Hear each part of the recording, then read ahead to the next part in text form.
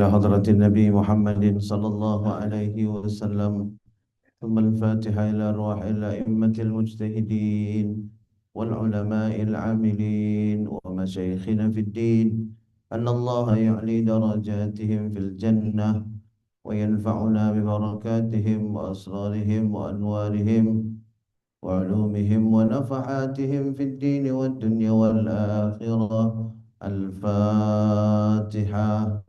أعوذ بالله من الشيطان الرجيم. بسم الله الرحمن الرحيم. الحمد لله رب العالمين الرحمن الرحيم مالك يوم الدين. إياك نعبد وإياك نستعين. اهدنا الصراط المستقيم، صراط الذين أنعمت عليهم غير المغضوب عليهم ولا الضالين. آمين. يا رب بالمصطفى بلغ مقاصدنا واغفر لنا ما مضى يا واسع الكرم.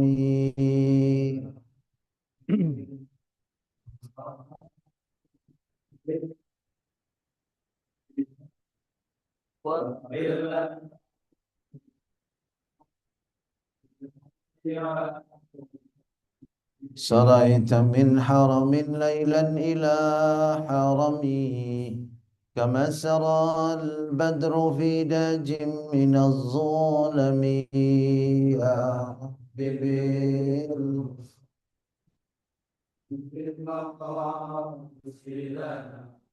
واغفر لنا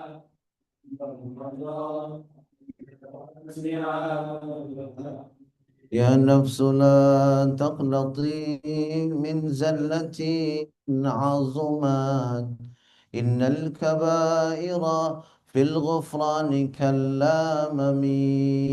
يا رب بالمصطفى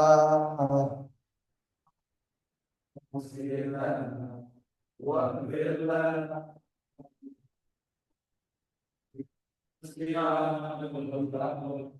محمد سيد الكونين والثقلين والفريقين من عرب ومن عجم. يا رب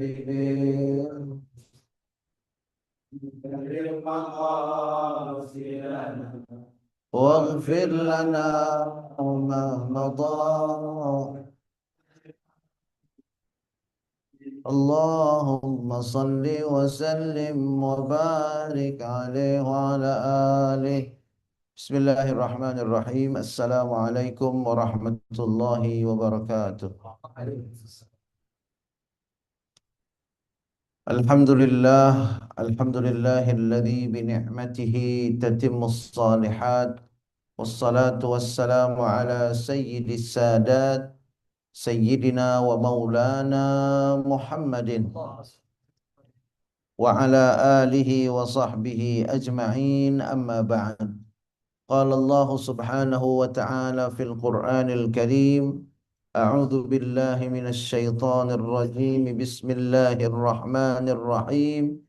قل هل يستوي الذين يعلمون والذين لا يعلمون إنما يتذكر أولو الألباب.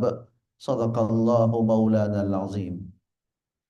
Hadirin dan hadirat, para musyrif dan santri pesantren Tahfiz Madinah Quran yang insya Allah kita semua selalu dalam rahmat dan maghfirah Allah Subhanahu wa ta'ala.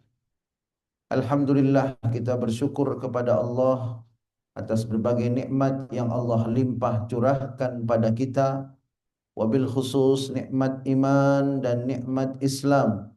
Mudah-mudahan dengan iman dan Islam Allah selamatkan, Allah bahagiakan keluarga kita, anak-anak keturunan kita, dunia dan akhirat. Mudah-mudahan dengan iman dan Islam kelak Allah anugerahkan pada kita husnul khatimah, dan mudah-mudahan dengan iman dan Islam kelak Allah Subhanahu wa taala pertemukan kita dengan kekasih hati kita, Nabi besar Muhammad sallallahu alaihi wasallam, meraih syafaat beliau, berkumpul bersama orang-orang yang saleh di dalam surganya Allah Subhanahu wa taala. Amin. Amin amin ya Allah ya rabbal alamin. Jamaah rahimakumullah, sebelum kita mulai ta'lim pada kesempatan pagi hari ini, mari sama-sama kita bacakan suratul Fatihah. Yang pertama, telah berpulang ke rahmatullah Ibu Hajjah Mustaqimah binti RH Ahmad, ibunda dari Bapak Abidin Soleh, jamaah taklim Madinah Quran dari Belabak, Magelang, Jawa Tengah. Kita doakan mudah-mudahan almarhumah diampuni segala dosanya, diterima segala amal ibadahnya, dan dijadikan kuburnya raudhah min riyadil jannah. Kemudian telah berpulang ke rahmatullah Ketua Yayasan At-Taufik Ciracas, Dewan Pembina dan Penasehat Masjid Jami At-Taufik Ciracas, yaitu Bapak Haji Munawwir bin Kiai Haji Mahsuni Irsyad, dan beliau wafat di Rumah Sakit Persahabatan pada tanggal 14 Agustus 2026, dan pagi ini akan dibawa ke Cirebon. Kita doakan mudah-mudahan almarhum diampuni segala dosa-dosanya, diterima segala amal ibadahnya, dan dijadikan kuburnya raudhah min riyadil jannah. Lalu Fatihah ini juga sebagai doa dan munajat kita untuk sahabat surga kita Bapak Haji Ari Gunawan Murtomo yang masih dalam proses pemulihan.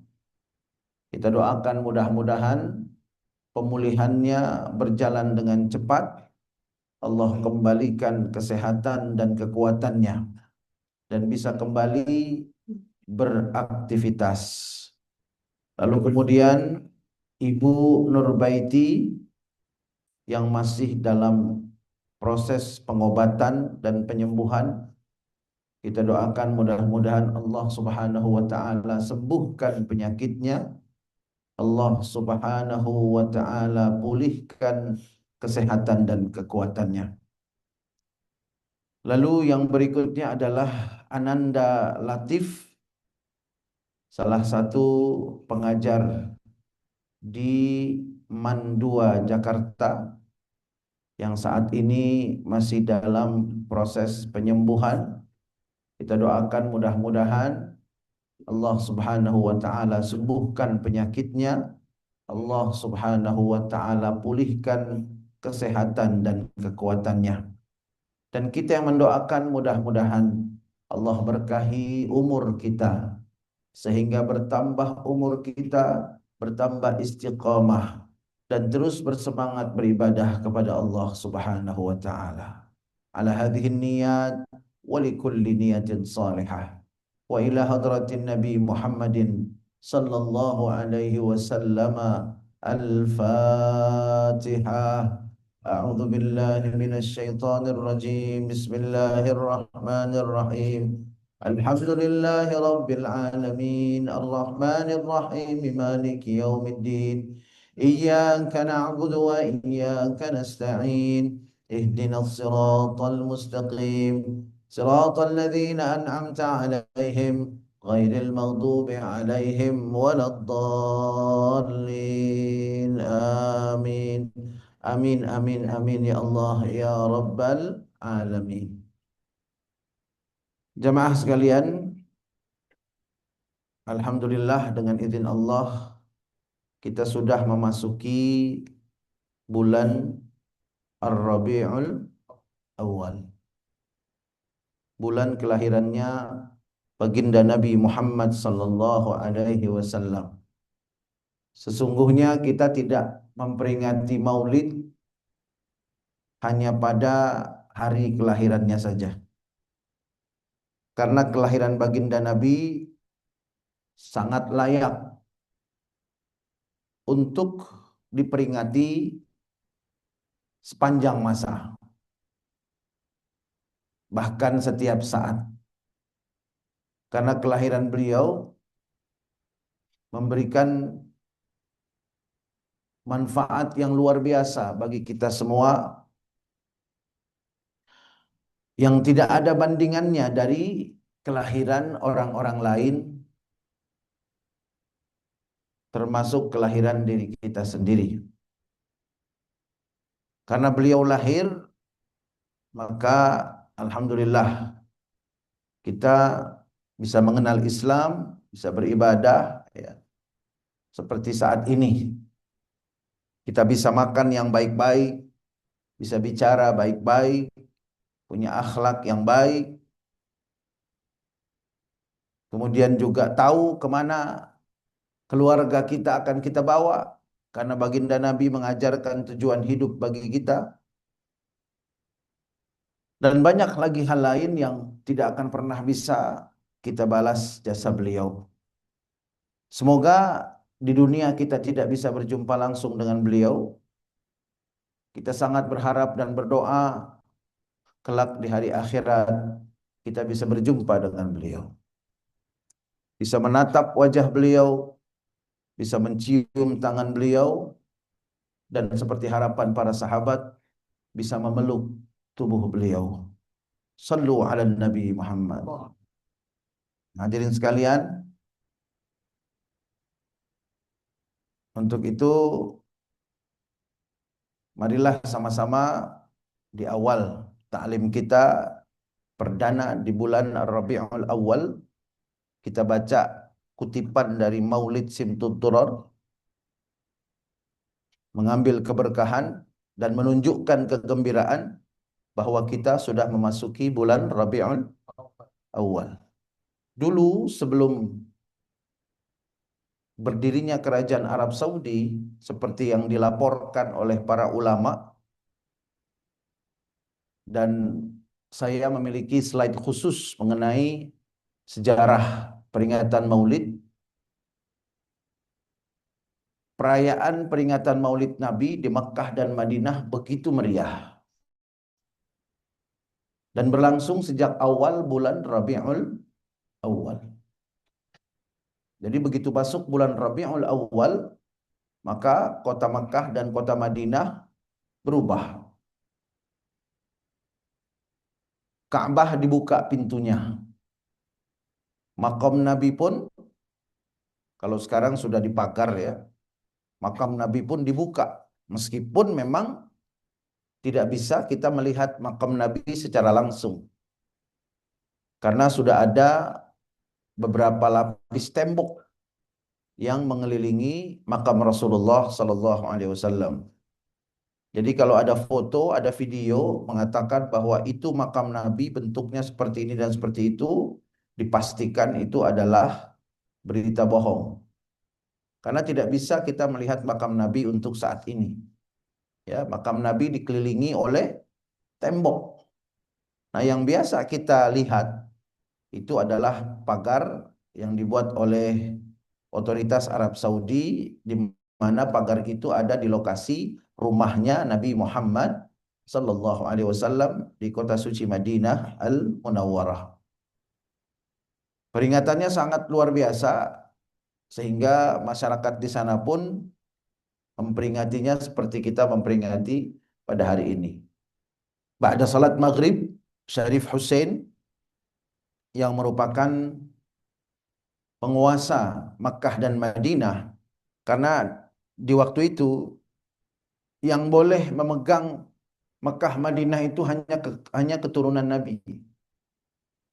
Hanya Syarif. Kalau di sini kita bilangnya Habib, ya. Jadi yang boleh mengatur Makkah dan Madinah itu hanya keturunan Rasulullah sallallahu alaihi wasallam, para Syarif, kalau kita bilangnya para Habaib.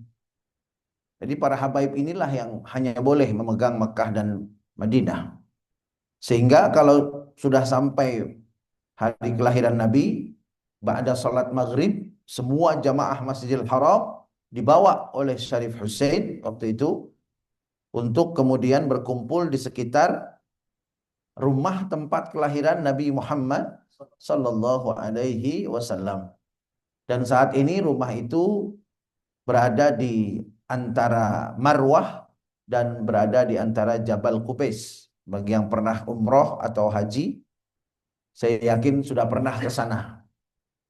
Ya, dan saya baca beberapa literatur di dalam rumah itu sebetulnya ada batu pualam berwarna hijau. Ya, batu pualam berwarna hijau yang menjadi tanda tempat kelahiran Nabi Muhammad sallallahu alaihi wasallam. Namun saat ini jangan coba-coba kita berdiri di depan tempat itu, yang mudah-mudahan bisa berangkat semuanya ya umrah haji.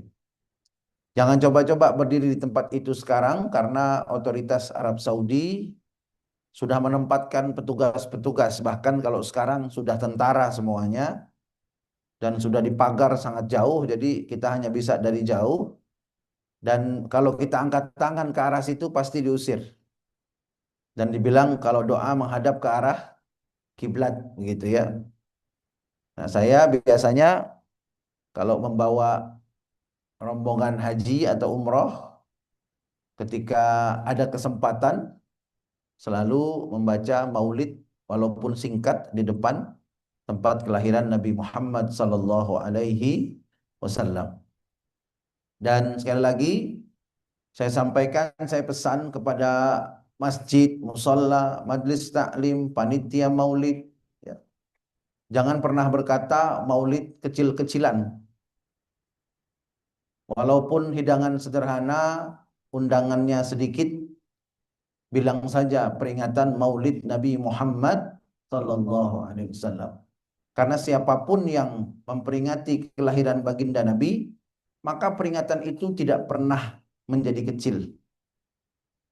Yang kita peringati adalah makhluk manusia yang paling mulia di sisi Allah Subhanahu wa taala. Karena itu kerahkan kemampuan terbaik kita.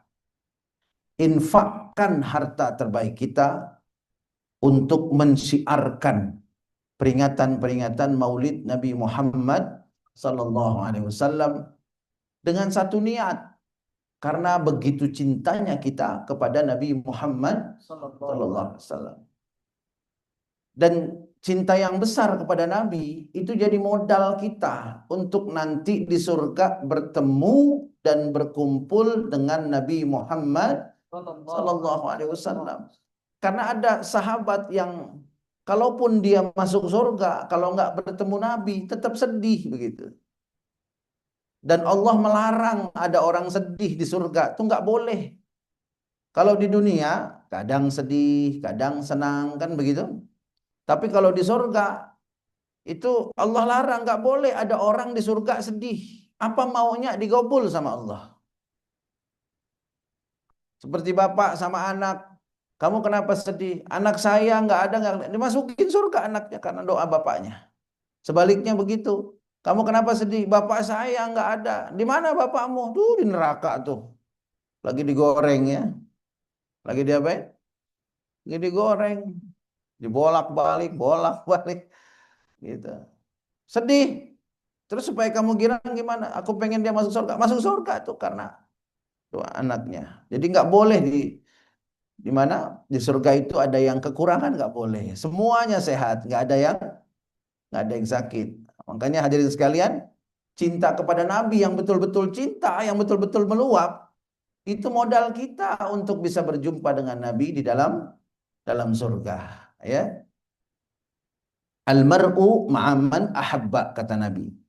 Orang itu akan dikumpulkan kelak di hari akhirat bersama orang yang dia cintai. Makanya hati-hati, jangan sembarang mencintai dan jangan salah memberikan cinta kita kepada orang yang salah. Mencintai orang zalim, insya Allah dikumpulkan bersama orang yang zalim. Ya. Mencintai orang yang saleh, Insya Allah dikumpulkan bersama orang-orang yang saleh. Nah, mudah-mudahan yang hadir di majelis Sabtu subuh ini hati kita saling mencintai. Dan mudah-mudahan kelak nanti kita akan dikumpulkan bersama-sama di dalam surganya Allah Subhanahu wa taala. Tapi kalau masuk surga ya nggak ngaji lagi. Nggak ada ngaji lagi. Jadi kalau nanti umpama di surga kumpul, ayo kita buka majelis, nggak ada ya. Kerjaan kita apa nanti di surga? Bersenang, bersenang-senang udah sampai selama-lamanya. Makanya Imam Ahmad bin Hambal mengatakan seorang mukmin tidak boleh bilang saya mau istirahat, udah capek saya di dunia, nggak boleh. Nggak boleh kata Imam Ahmad bin Hambal.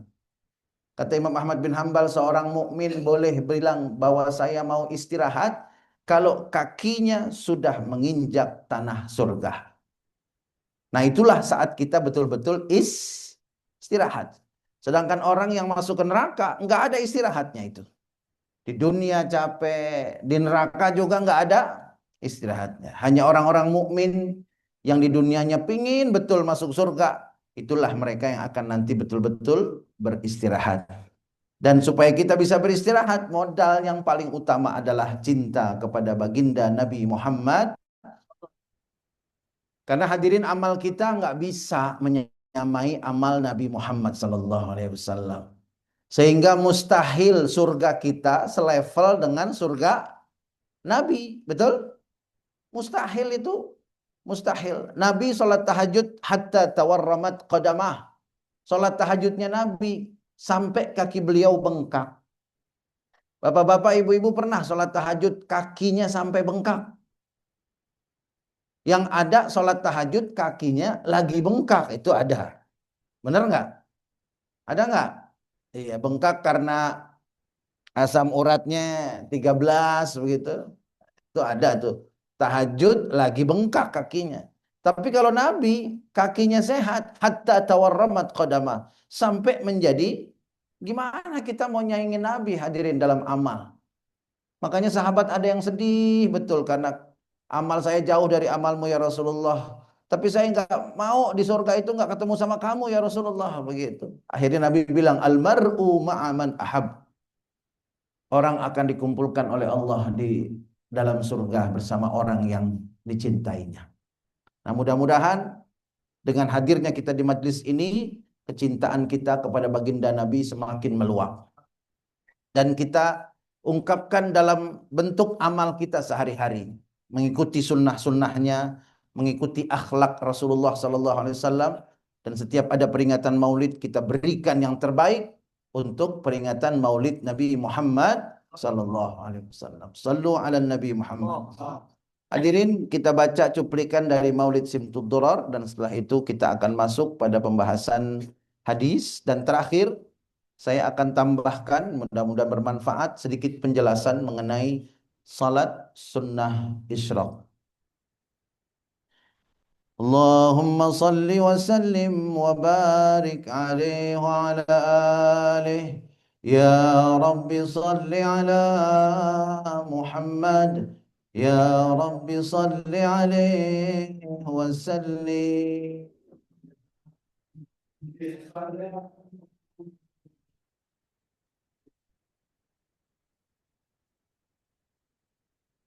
Ketika bapak-bapak, ibu-ibu mendengar bagian ini dibaca, ya,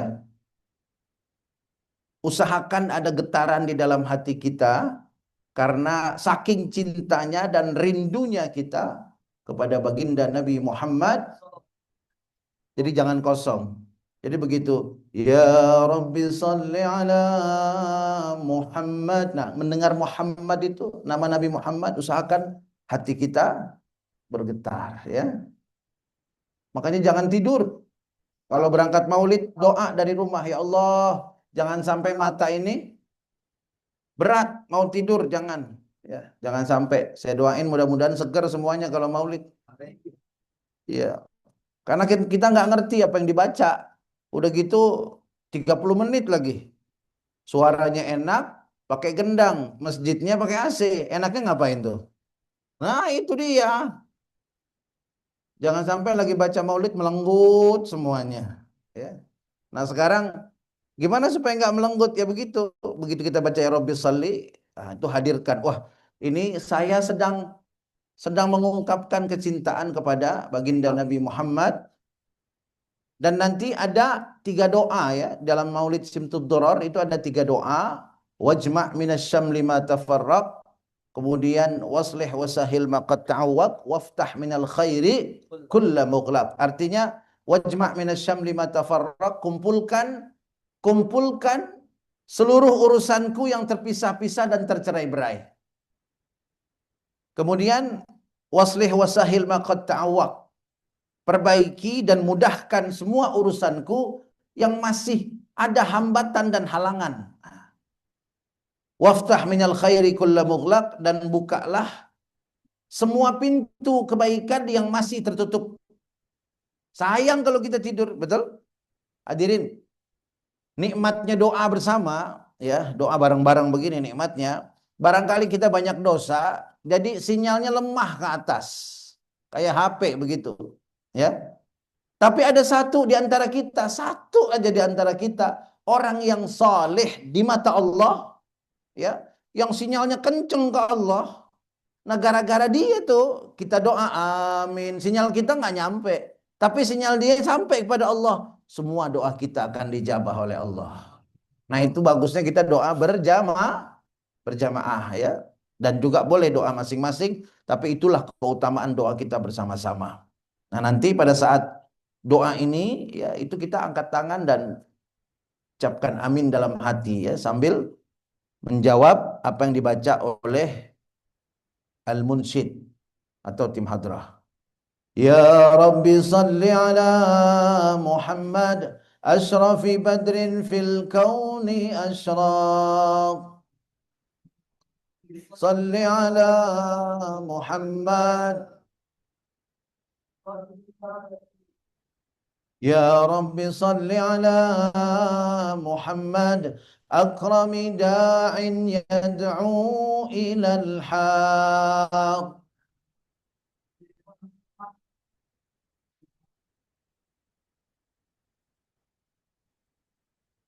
يا رب صل على محمد المصطفى الصادق المصدق.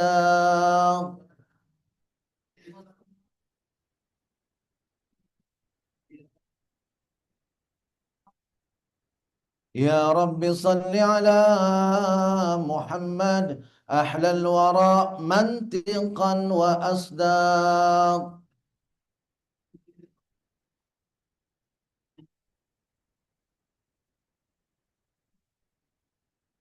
يا رب صل على محمد أفضل من بالتقى تحقق.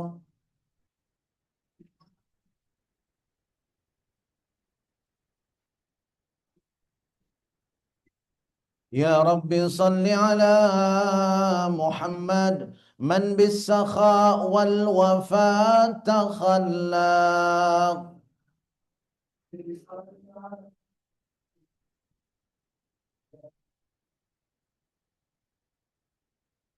Kemudian hadirin yang tiga berikutnya ini semuanya doa ya. Yang tiga berikutnya ini adalah doa, minta yang terpisah-pisah dikumpulkan, minta perbaiki dan mudah yang terhambat, dan minta semua pintu kebaikan yang masih tertutup. Ya, kita angkat tangan dan kemudian kita aminkan.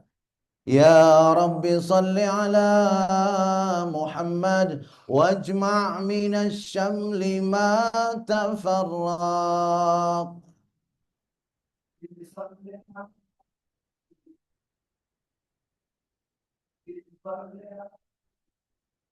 يا ربي صل على محمد واصلح وسهل ما قد تعوق.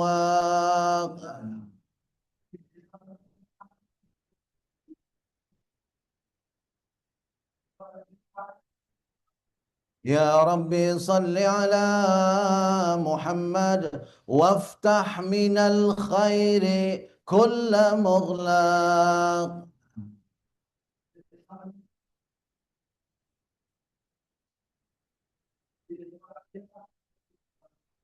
Ya Rabbi salli ala Muhammad wa alihi wa man bin Nabi ta'ala.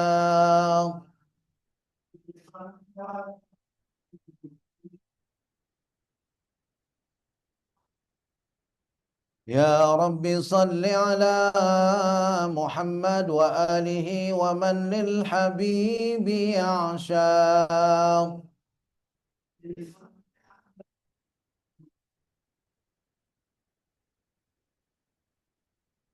Ya Rabbi salli ala Muhammad wa man bihablin nabi tawatha.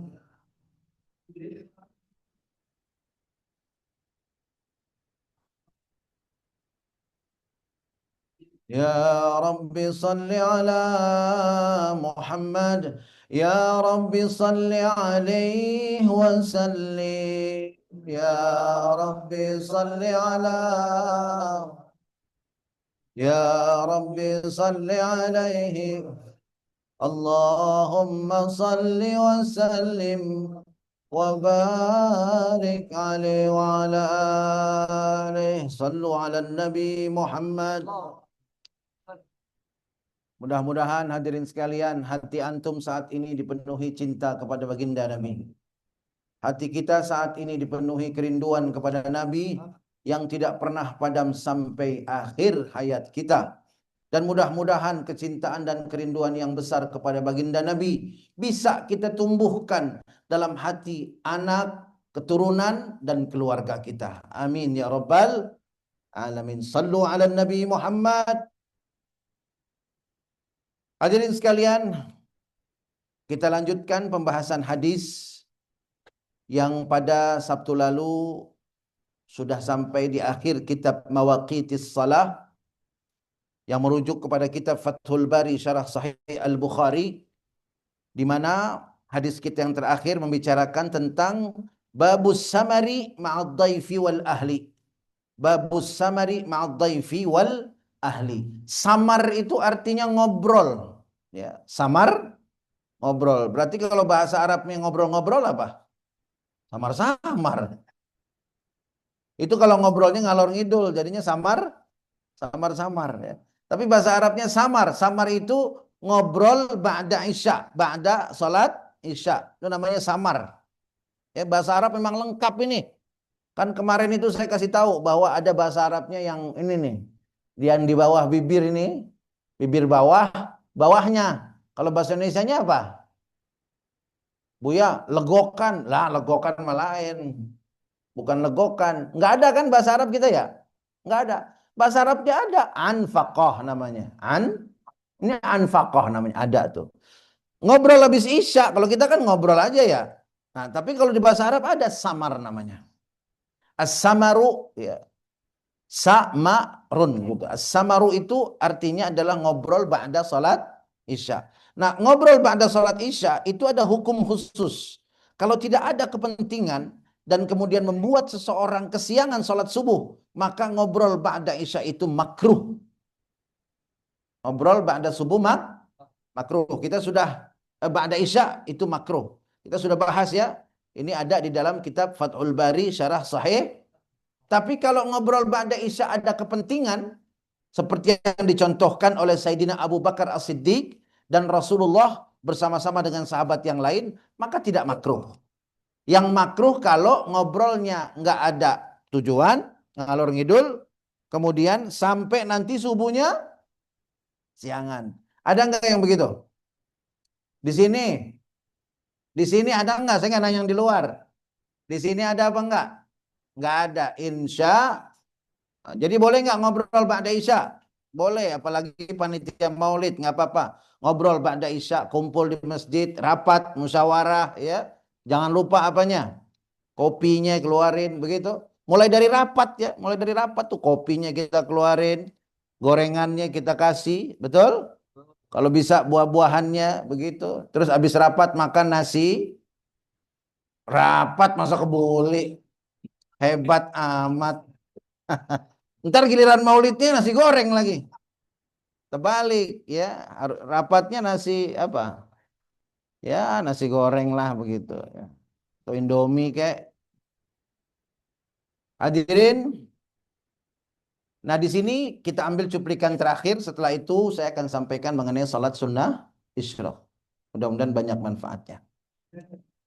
Hadirin sekalian, jadi masih ingat mudah-mudahan di pekan yang lalu bahwa Rasulullah itu suruh jamaah Masjid Nabawi untuk bawa ahlus suffah. Ahlus suffah itu orang-orang yang miskin, sahabat-sahabat yang miskin, ya, yang tidak punya rumah, tidak punya keluarga, sehingga mereka kalau makan itu memang mengharapkan pemberian orang. Itu di zaman Rasul ada. Dan mereka ada tempatnya khusus di belakang Masjid Nabawi, ya, disediakan atap khusus di bagian belakang Masjid Nabawi, itu namanya Ahlus Suffah. Dan Ahlus Suffah inilah yang merupakan cikal bakal tasawuf. Jadi sufi itu awalnya cikal bakalnya ada di zaman Nabi, yaitu Ahlus Suffah begitu. Akhirnya Abu Bakar bawa 3 orang. Ya, Abu Bakar bawa 3 orang karena kata Nabi, bawa nih yang Ahlus Suffah, bawa, jangan sampai nggak pada makan begitu. Ya. Kemudian dibawalah oleh Abu Bakar 3 orang. Dan Nabi nyontoin, Nabi nyuruh begitu, nggak lenggang pulang. Abu Bakar yang hartanya banyak bawa 3 orang, Nabi bawa 10.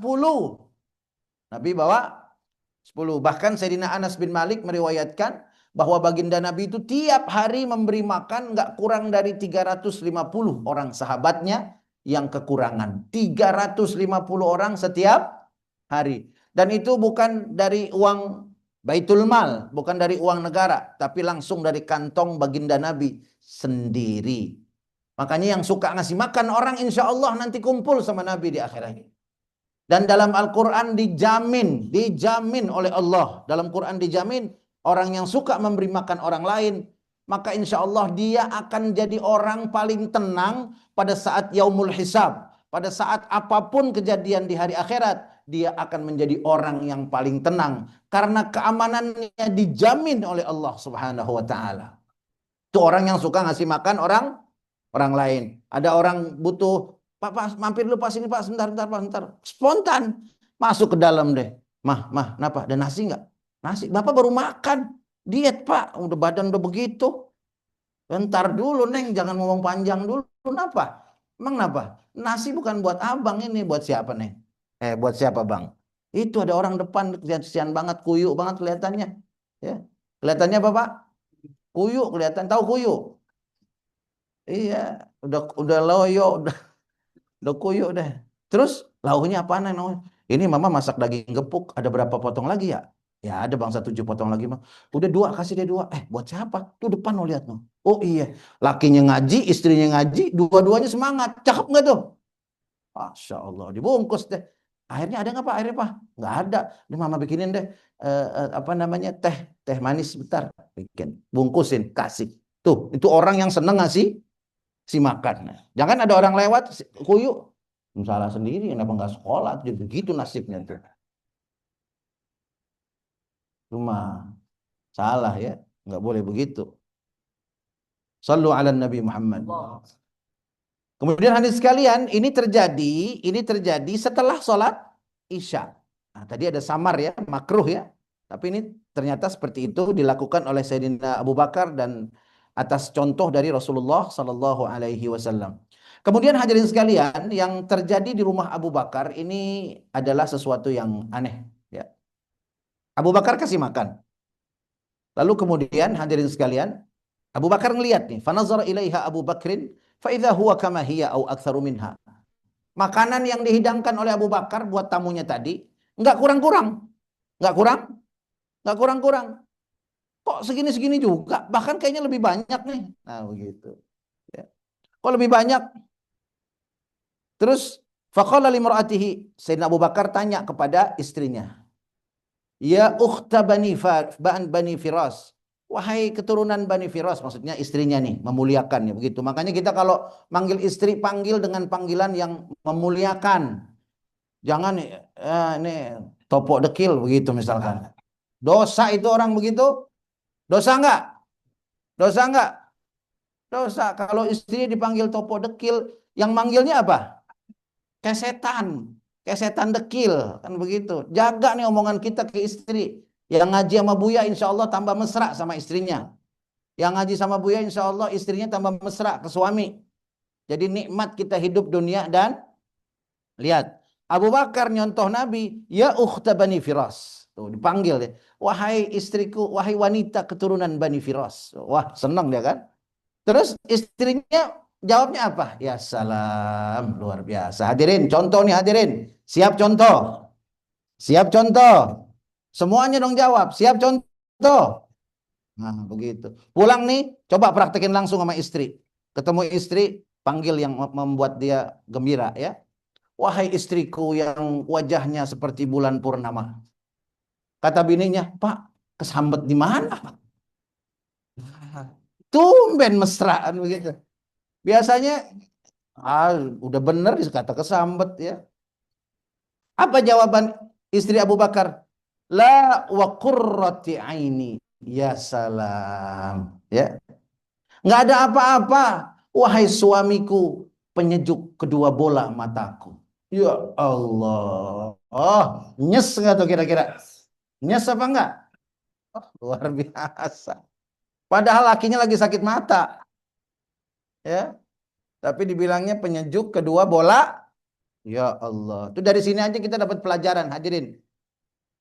Ciri-ciri orang masuk surga juga diantaranya dia selalu mesra ya, suami istri itu selalu mesra. Kemana-mana bareng-bareng berdua ya, sering gandengan tangan. Nabi kalau tidur itu yang dicari tangan Aisyah. Yang dicari tangan Aisyah. Ini yang dicari apa? Balsem. Tidur dicari balsem, lakinya dibiarin, ya kan? Lakinya mau ngedeketin, waduh. Pakai masker, matanya ada timun diiris dua, pipinya ditaruhin tomat, ya.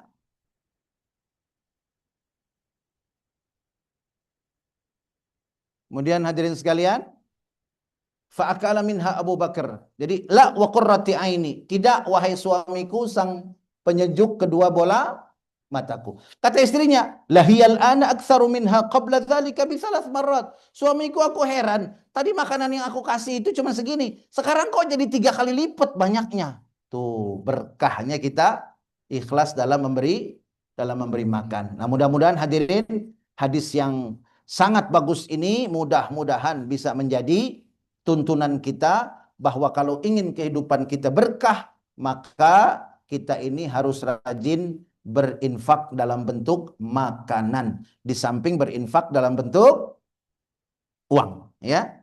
Pokoknya infak dalam bentuk makanan itu luar biasa.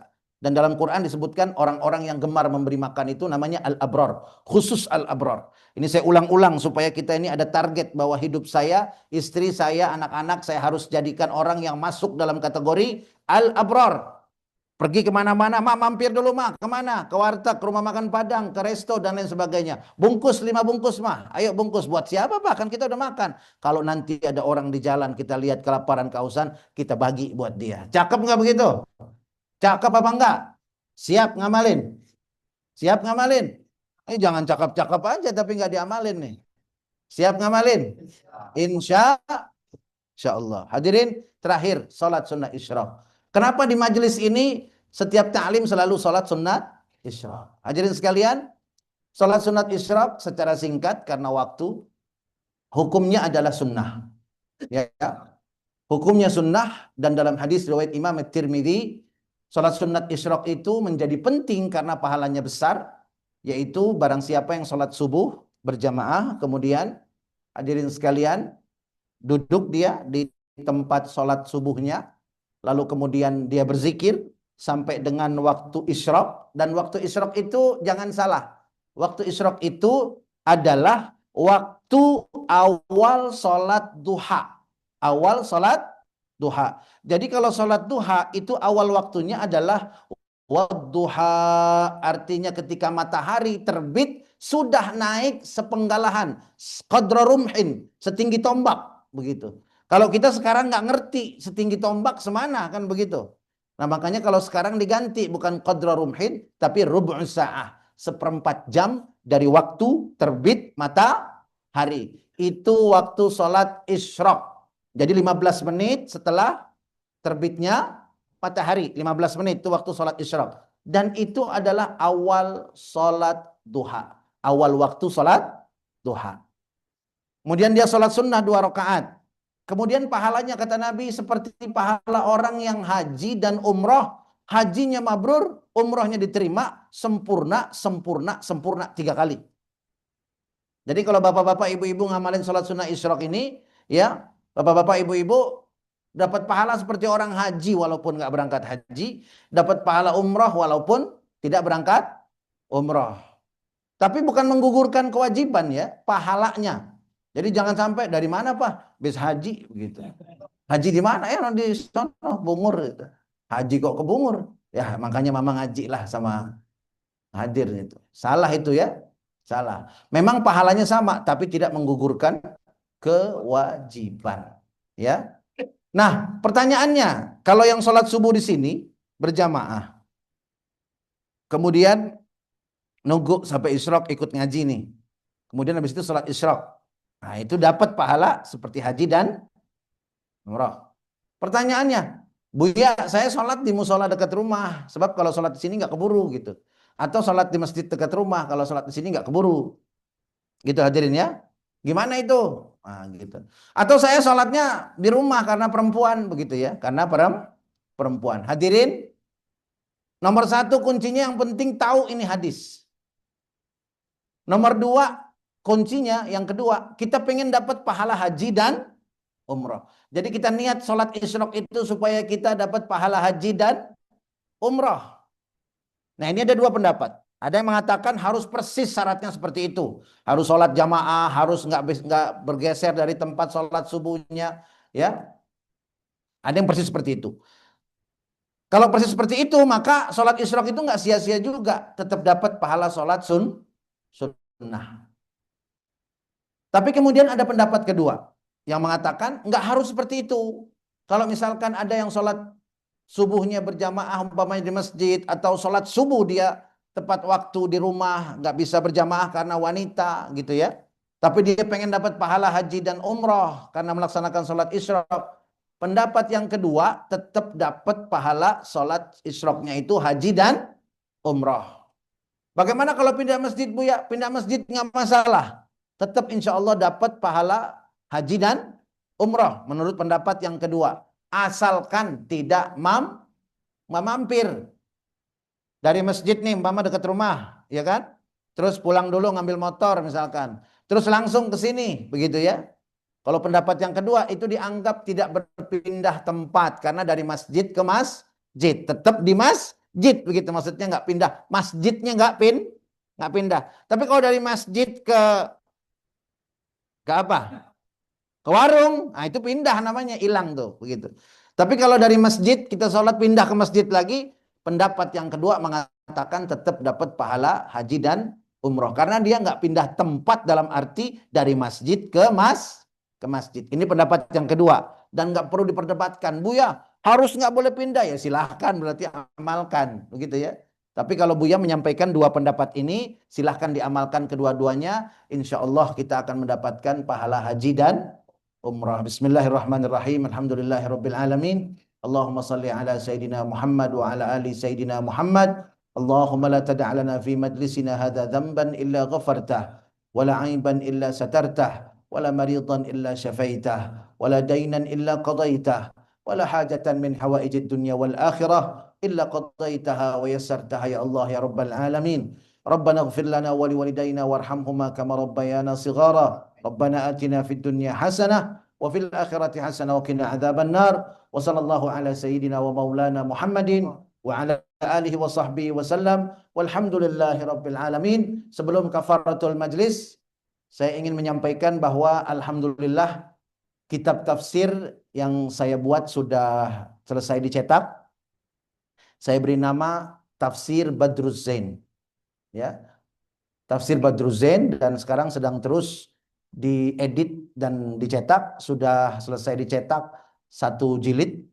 Nanti masih akan dilanjutkan dengan jilid-jilid yang lain. Mohon doanya supaya tafsir ini bisa rampung pada waktunya. Alhamdulillah. Kemudian juga mohon doanya juga, insya Allah tidak berapa lama lagi kitab fikih saya yang saya beri nama kitab fikih Badruz Zain juga itu juga akan segera terbit ya. dan mudah-mudahan banyak manfaatnya buat kita semuanya. Dan nanti kalau sudah diperbanyak saya akan sampaikan kepada jamaah sekalian, ya. Dan yang kedua, bagi yang ingin umroh bersama saya sekaligus lanjut ziarah Mesir bersama saya, insya Allah saya buka program umroh dan ziarah Mesir di akhir tahun ini. Ya, bagi yang mau berangkat, ya pengen ziarah ke makam Imam Syafi'i sekaligus melihat kuburannya siapa? Firaun, ya, ke piramida begitu, ke Sungai Nil, sungai yang ujungnya ada di surga begitu. Nah, nanti insya Allah bisa menghubungi saya dan bisa umrah bersama-sama kami dan ziarah bersama-sama kami di akhir tahun. Saya doakan mudah-mudahan ada rezekinya dan bisa berangkat bersama saya nanti di akhir tahun. Amin ya rabbal alamin. Kafaratul majlis, subhanakallahumma wa bihamdika asyhadu an la ilaha illa anta astaghfiruka wa atubu ilaik. Billahi taufiq wal hidayah. Wassalamualaikum warahmatullahi wabarakatuh. Sallu ala Nabi Muhammad.